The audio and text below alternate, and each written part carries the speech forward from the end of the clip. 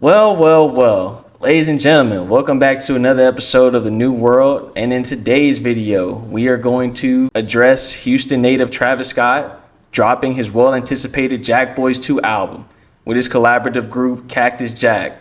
We are not going to sugarcoat anything on this video. This album has been a letdown. Today, I got me and my boy Buffy here to just give our takes about the very controversial project that just dropped this past Sunday with a lot of mixed reviews. And so we're just going to jump into it. Make sure that you guys like, comment, and subscribe to the channel. And if you want to see us continue to drop more content like this, please let us know in that comment section. Now that the NBA season is over, we're going to be switching up the content a little bit. So if you guys see a lot of variation, let us know what topics you want us to talk about. But Buffy, what were your takes for this project? And did it live up to the expectations? Because we know that there's been a lot of hype surrounding this collaborative effort. Yeah, my take on the project was it was god dang disappointing. I mean, for all the hype that was going into this project, especially after Travis Scott dropped Utopia, especially after the hype of the first JackBoys, which I think is honestly a really good, really honestly, you can say it's kind of a great collaborative project. And for 7 tracks, that was 21 minutes. It had a lot of bangers. See, like you can say it's 4 or 5 bangers in that track listing between like Gang Gang, Gotti, Out West, What to Do, Highest in the Room. Like, that track listing was loaded. And when we come to this project had a lot of hype and anticipation, especially on, these social media postings that were saying, this was one of the most anticipated projects of the year, especially after the controversy between the whole Clips and Travis Scott situation. There was a lot building and riding on this project, and it kind of let me down. It was very disappointing when I go to the track listing of the album. Okay, I get the first track is kind of an interlude, kind of just a mini intro. But when we hop into Champagne and Vacay, it was kind of set my expectations a little high. And I feel like the project did not meet those expectations. That was one of the better tracks on this project.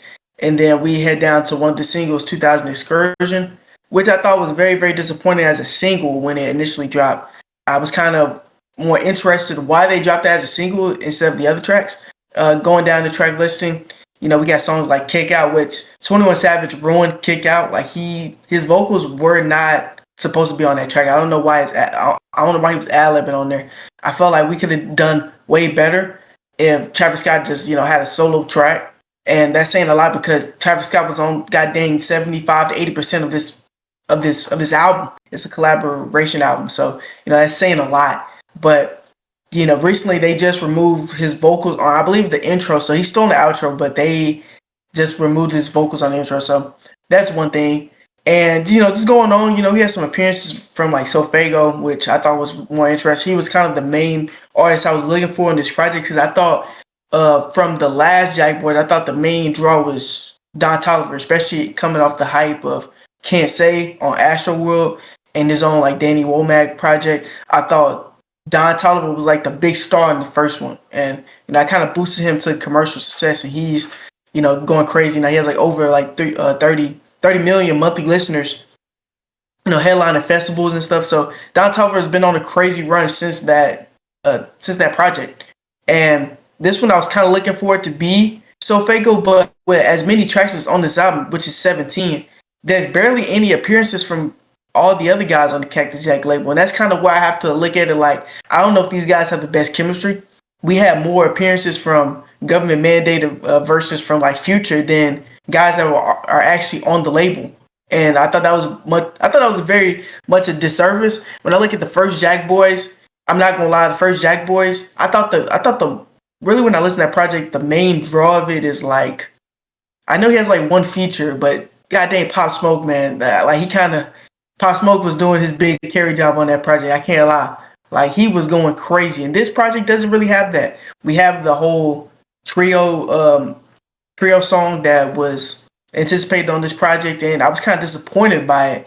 I thought the instrumental by Filthy was kind of just boring. It was kind of just boring trap.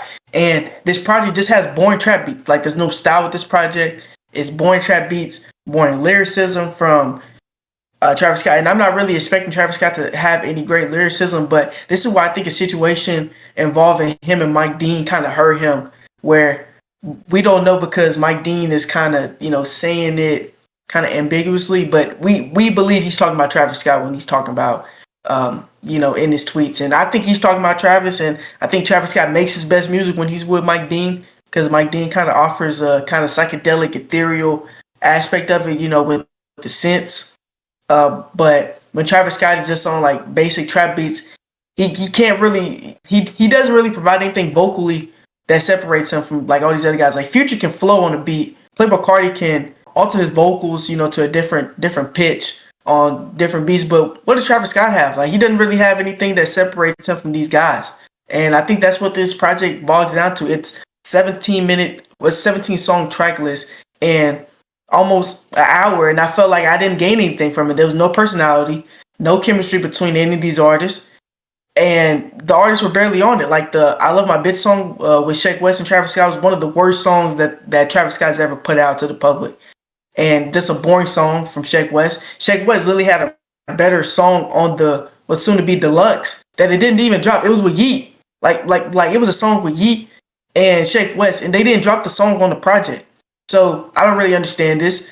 Going later on into the track, I think the track falls off like at the end. PBT sounded to me like Travis Scott was trying to do his best controller impersonation. I didn't love it. I didn't think he sounded remotely well. Florida Flow, I'm not even going to get too much in deep with that guy. I think my brother Mal has a stronger take than me, but that wasn't a good track. Shrine, I think the whole trolley sound. I don't know if Travis Scott was trying to do it to have kind of like a troll kind of bait song that will go popular on social media, kind of like an Opium Baby. Opium Baby is kind of like a brain rot song that kind of just did well. Like people love Opium Baby because that's what it is. Nobody takes it seriously, but I don't think Travis Scott even used the sample correctly. Like the sample wasn't really ingrained into the song well, and I'm not gonna lie, the features hard carried on this project. Like Youngboy, Glorilla, Psy Baby, Playboi Carti, like these guys hard carried on this 17 song track list over Travis Scott, and we kind of have to start looking at Travis Scott, in different light. After essentially Astroworld, I think he's been on the decline, and I think that like it has a lot to do with that festival situation in 2021. It kind of ruined his rep. He hasn't been the same since.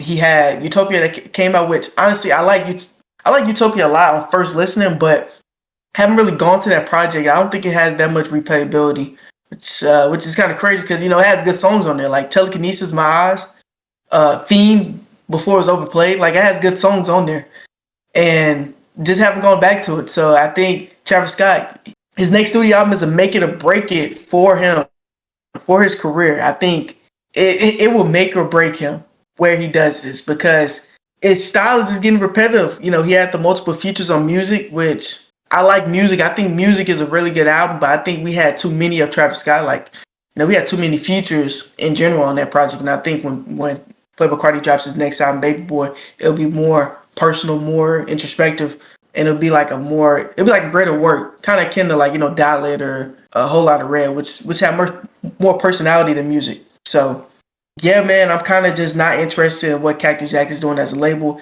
And in the previous recording of this video, I was saying how they don't have a style. Like, you listen to guys like Opium, they have a clear aesthetic. Like Opium has that dark, gritty aesthetic. They're trying to do the rage sound. They got the whole punk aesthetic. When you look at, their clothes, they weird. Like, you see guys like Destroy Lonely. He be rocking that. He wears Rick Owens. He wears, the whole tight Atlanta clothes. You see guys like Playboi Carti. He changes his aesthetic up all the time, but he has that, that whole dark aesthetic. I think Ken Carson is kind of moving out of it, which he said in the interview that he's, trying to make more music for the girls. Now I don't know if he said that in front of the Huss because the shorty that was beside him was kind of fine shit. So I don't know if he was saying that because of her, but I think Ken Carson is definitely moving kind of out of that style because I ain't gonna lie, Ken Carson this entire year he's just been wearing straight chrome. So maybe that's just like, wearing chrome because he wears a lot of chrome. Lone wears a lot of Rick Owens. So they kind of got their own style. And I don't think Cactus Jack has that. And my final point is, what is even the point of delaying Sofago's project for this? Like, I don't understand it because Sofago to me, he was up next on Apple Music. When you went on Apple Music, he was the up next guy. There's been a lot of memes on Sofago because of this.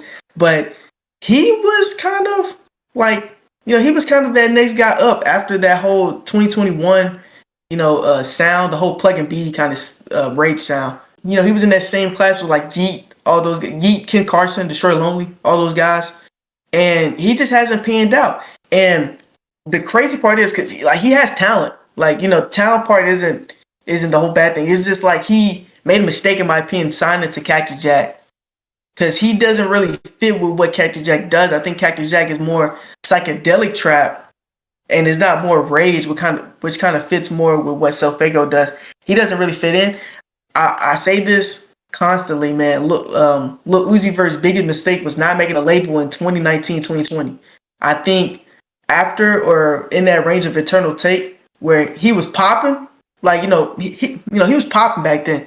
He should have made his whole label, and especially before Pink Tape came around, because Pink Tape had a whole aesthetic dedicated to this. He should have made a label, and the label, he could have signed guys like Tanner, he could have signed guys like Self-Fago. Later on, he could have signed guys like Pretty Fun. Had that whole vibrant aesthetic, which Lil Uzi Vert is known for. I think that's what his biggest mistake was. And I think that's what Self-Fago's biggest mistake is. And Self-Fago needs to strike before the iron is hot because he needs to drop now. His monthly listeners have doubled. He's approaching, I think, 4 million monthly listeners. So he's doing well. He needs to drop a project because these guys just happened in his career. He waited so long to drop a project just for it to be 17 tracks of Travis Scott, basically essentially a Travis Scott mixtape. And I think that is just malpractice. So that's all I have to say. I would give this album honestly a 4 to 5 out of 10. It was just very disappointing and underwhelming in my opinion. And there was nothing unique about this project. There was nothing like the instrumentals weren't the instrumentals and production were not unique to me. They were not great. I think Champagne and Vacay and Kick Out were like the only instrumentals I liked on this project. Everything else didn't really love it. The features kind of shone bright on this project. So those are my thoughts on the project. I'll slide over to Bardo see if you got anything else to say. But yeah, I agree with my boy though. In my opinion, I give this project about a 4.5 out of 10. JackBoys 2 is over glorified ass. I've been saying it pretty frequently at this point. I've given it 2 listens, so nobody can say that I'm just going off first listen, because typically when I first listen to a project, there are things that I like, and then there are things that I'm like, oh, this is not really that good to me. It's not really catching my ear. But when I listen to it again, I'll catch it. There's only about 4 to 5 tracks that I can say the full track I enjoy. There are elements on here, bits and pieces that I like, but the biggest thing is kind of what my boy Buffy was saying. They have nothing to do with Travis Scott. I think that what epitomizes this album, project, compilation, or whatever you want to call this shit, it just goes into what Travis Scott's career is, honestly, at this point. It's soulless. This album doesn't do anything for me, and Travis Scott as an artist doesn't do anything for me either. I think that one of the most aggravating aspects of this project, Buffy, is that it really isn't a compilation album.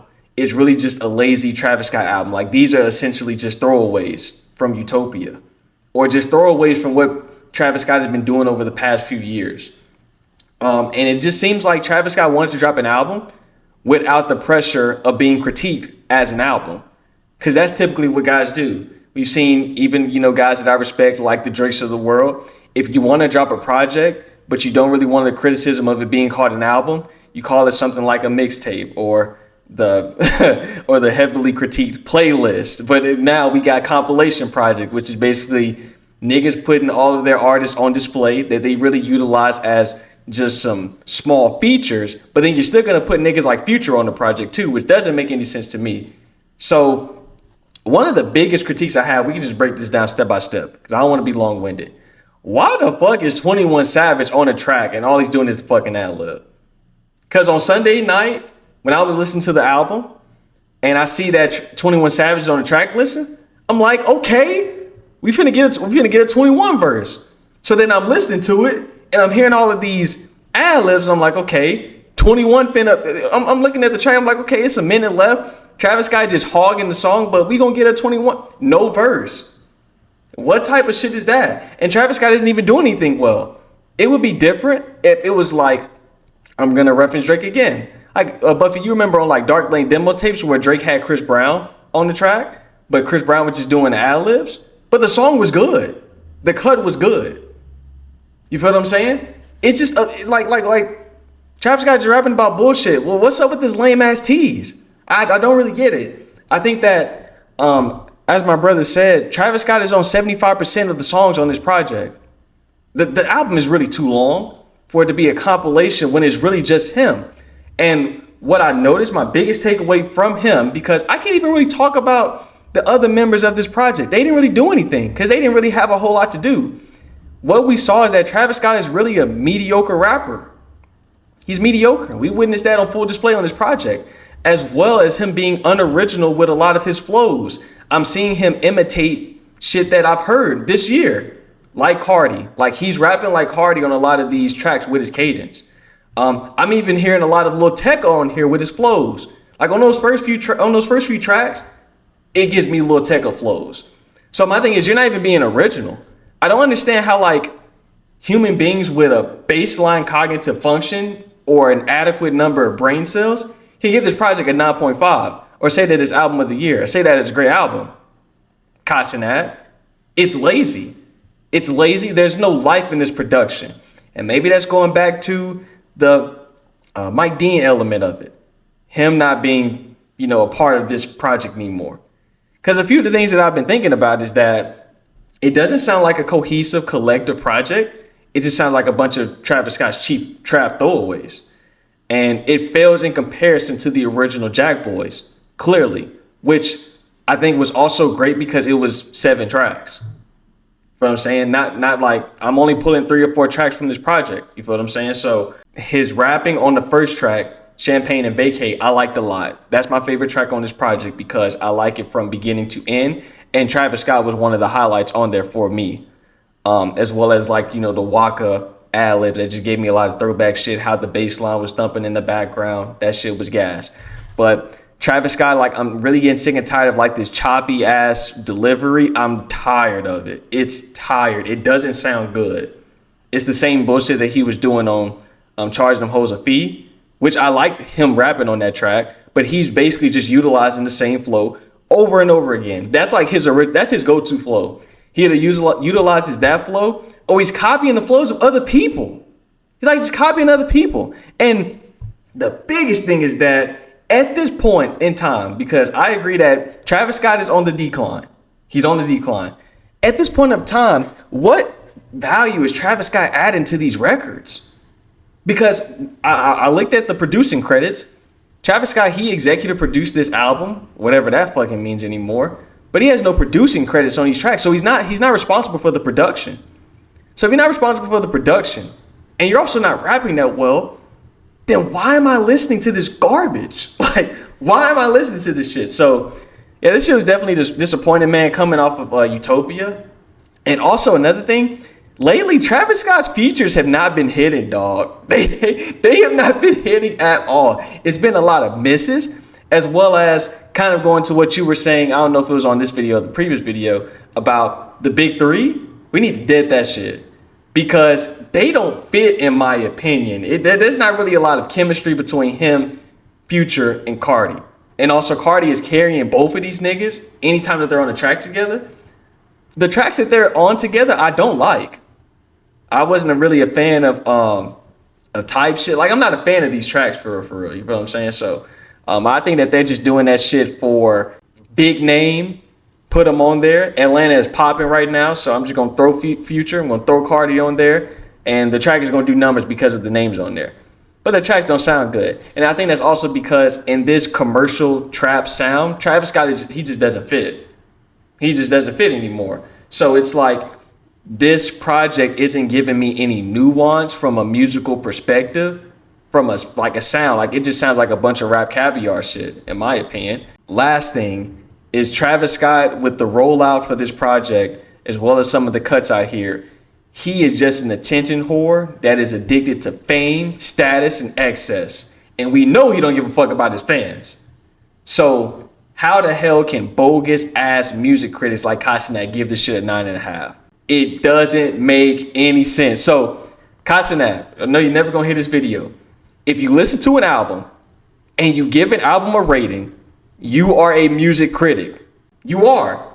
Just own up to the bullshit that score that you gave and live with it.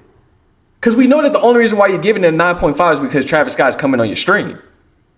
Because do we really believe if Castanet were to give this album a true objective rating? Because it's about a 4. You know, you got Fantano saying it's a light 2. I think that's crazy work, but it's about a 4 to a 5. You think Travis Scott coming on his stream? Of course not, ladies and gentlemen. Of course not. So those are my takeaways about this project, bro. I'm probably not going to be going back to this shit. I do like Champagne Vacay. I do also like Shine because of Glorilla. I definitely agree about that Tyler track. I thought that shit was incredibly forced. Incredibly forced. Once again, he's just copying things that other people are doing. Like, he's just copying things that other people are doing. Drake already did this shit. He pretty much mastered that, you know, Caribbean vibe mixing with the rap shit. He mastered that shit. So if you're not a Drake, or if you're not somebody that is Caribbean, like there's always a cut like that on a Lil Tecca album because he's Jamaican. So like he had like Don't Rush on the Dopamine project, but that song slaps. Travis Scott, this is not you, bro. Stop just trying to copy and paste. Travis Scott is the true definition of a chameleon. He can copy other niggas and put it on a rap song, but that doesn't mean that it's gonna be done well. And some people can say, well, he's trying new things. He's not trying new things because when other people do it, they're trying new things. He's just copying what they do. That's it. That's not being innovative. And it definitely isn't being innovative if you're not going to do it well. Because it would be different if he was executing this shit well. It's not. It doesn't sound that good. The people that I like to hear on this project are Sofago, are Don Toliver, Wally the Sensei. I actually want to hear more from them, not Travis Scott. Travis Scott just lost a lot of aura from me. So yeah, album rating 4.5 out of 10. You could give it a 5 if you catch me on a good day, and it's really because there's way too much Travis Scott on here. 12 or 16 tracks, and most of them are butt juice. I'm not going back to this shit. I would like to hear a lot more for those other artists, and yeah, man, maybe. And I also don't understand why Future is getting 2 tracks. Like, he's not a member of this. Maybe him and Travis got some type of pact, some type of contract where they just got to take turns on each other's project. Him, all 3 of them, Cardi. Like, bro, isn't it kind of crazy that Travis Scott was on like 3 or 4 Cardi songs on that album? It just doesn't make any sense. Doesn't make any sense. And Lone and Kent Carson can't get a feature on music, but Travis Scott's getting 20 damn songs on it. It doesn't make any sense, ladies and gentlemen, but we gonna say that for another day. So yeah, bro, that's all I gotta say about this project. I'm probably not gonna be going back to this shit, but if you guys in the comments like it, just let us know. Let us know in the comments what you guys think about it, and let us know if Castanet was right or not. Cause, you know, apparently this shit is basically a perfect album, cause it's a 9.5. But hey, man, tune in for that next video, bro.